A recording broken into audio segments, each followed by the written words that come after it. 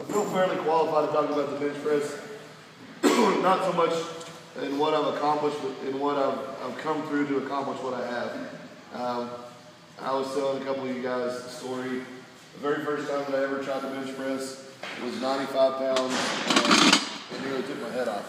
So I can relate to any one of you, no matter what your struggle is, in the bench press. I've tried it, I've failed it, I've come a long way around. So when you look at me and you look at where I'm at, understand that I'm talking to you from a perspective of complete understanding, complete empathy. The bench press is a really, really funny event.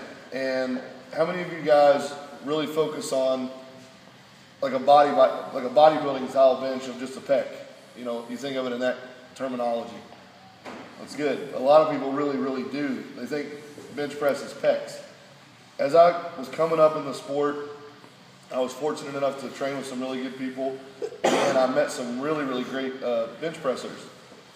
Eric Spoto, Ryan Kennelly, Mendelson, Al Davis, and then you look back at the guys that I looked up to as I was coming up, Kazmaier, Doug Young, Mike Bridges, McDonald, Larry Pacifico. These are some massive, massive bench pressers. And all of them have a little bit different style.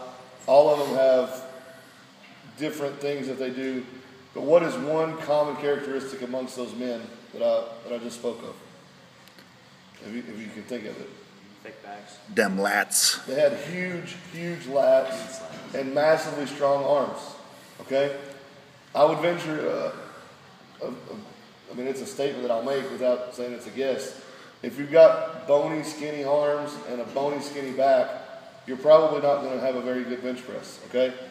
Look at the guys like Spoto. Spoto has a 21-inch forearm. Mendelson has probably a 19 to 20-inch forearm. And they have huge, massive biceps. So many times in powerlifting in this country, we negated the shoulder press and the biceps. You know, we said bench shirt, you know, keeps your shoulders safe. We don't need to do them anymore. Bench shirt gives you a lot of tension on your bicep that you can drive off of. You don't need to do your biceps anymore. But as a raw bench presser, you absolutely need those things. Anytime that I've been stuck on my bench press, I start doing a little bit more focused shoulder work, more bicep work. Automatically, my bench press starts to develop a little better. I train my lats 5 times a week. I train my triceps 3 to 4 times a week. These muscles were made to work, okay? I promise you, what we do on a daily average, even if it's a hard 2-hour, 3-hour session in the gym, is much less than what we're designed to do, all right?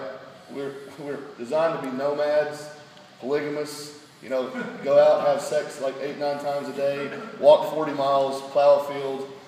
You know, that's what we were designed to do, okay? That book's going to sell so much better than the Cube Method. But in reality, sitting at a desk for 40 hours, I promise you, you're not going to overtrain your triceps doing them 3 times a week. You're not going to overtrain your lats doing them 5 times a week.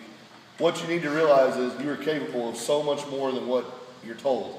We've become ignorant through intelligence. We've had some scientist study some kid somewhere in the world, and he says, okay, 3.7 sets of tricep press downs at X amount of weight equals overtraining. Well, that's bullshit. Our body can adapt. You know, if you had to do it, you would. I use the analogy a lot of times of my grandfather. You know, he was a farmer. You didn't just say, well, I'm tired, I'm not going to go milk the cow, or I'm not going to go plow this field. You fucking get out of bed and you go milk the cow and you plow the field. That's what you do. So you get through it. And that's the way the training is. The harder you're training intensity-wise, the more you're going to yield from yourself. Okay? So understanding that, getting back to the point of the bench press, I started looking at the bench